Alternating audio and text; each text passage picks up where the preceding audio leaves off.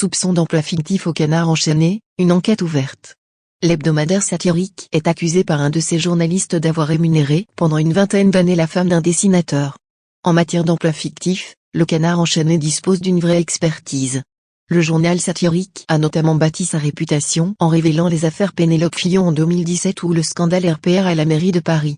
Cette fois, c'est au tour de l'hebdomadaire de se retrouver sur le banc des accusés. Un de ses journalistes, Christophe Nobili, soupçonne son employeur d'avoir embauché la compagne d'un des dessinateurs pendant environ 20 ans, sans travail en contrepartie, a révélé France Inter. Une plainte contre X a été déposée le 10 mai pour abus de biens sociaux et recel d'abus de biens sociaux, s'est fait confirmer Le Figaro. Nous avons une enquête préliminaire en cours, confiée à la brigade financière et ouverte des chefs d'abus de biens sociaux et recel d'abus de biens sociaux, a également confirmé le parquet à l'AFP. Plusieurs sources ont indiqué que des auditions avaient été réalisées récemment par les enquêteurs. C'est par hasard que Christophe Nobili découvre l'an dernier qu'une femme possède une carte de presse domiciliée au Canard enchaîné. De quoi intriguer le journaliste, la rédaction étant petite, tous ses membres se connaissent. Il découvre que la dite personne n'est autre que la femme d'un des dessinateurs historiques, André Ascaro, 94 ans. Cette dernière aurait bénéficié pendant 2 décennies d'une rémunération du journal. Problème, il ne semble pas exister de traces de son activité au sein du Palmipède.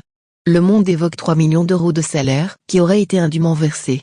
Dans un premier temps, Christophe Nobili tente d'obtenir des éclaircissements de la part de sa direction et notamment de Nicolas Brimaud, le directeur général délégué et directeur de la publication. Les réponses apportées n'ayant pas convaincu le journaliste, ce dernier se décide finalement à porter plainte contre X. Mon client est complètement retourné, souligne d'emblée maître Pierre-Olivier Lambert, avocat de Christophe Nobili.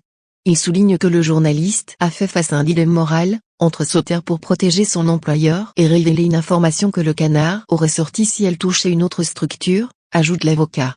Il tient cependant à préciser que son client ne vise personne en particulier, c'est une plainte contre X. C'est aux enquêteurs de déterminer qui a mis en place ce système, qui savait, qui en a profité.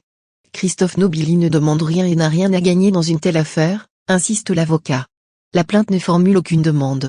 Au contraire, il a tout à perdre.